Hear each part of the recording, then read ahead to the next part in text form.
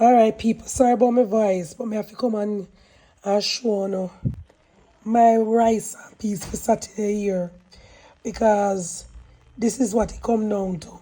Tell me if you're seeing a peas. Let me zoom in because these are more the covering from the peas. Yeah, at the peas this year. Because me decide to make cook rice and peas Jamaican style with basmati rice.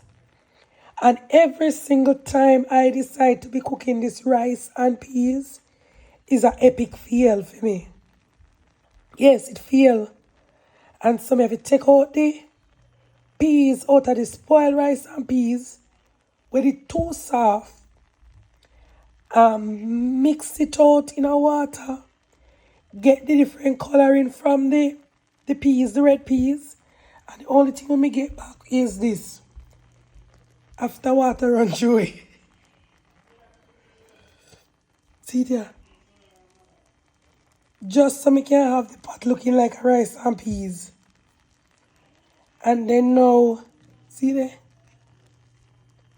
Because the whole of my red peas gone to waste in the rice and peas earlier when I try cook for my dinner. Because for some strange reason, I don't know if cook basmati rice.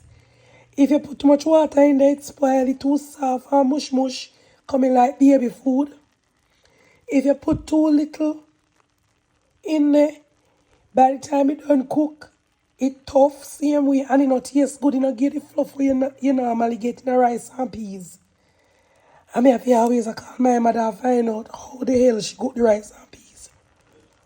Because I know basmati rice, I normally cook.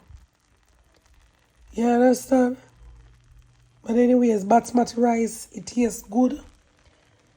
And it can't eat without even meat when you cook the rice and peas. At least that's what my mother won't taste. And so this is my own. After, I'm going to show you the box, so I have to scrape out the rice, because I was so disappointed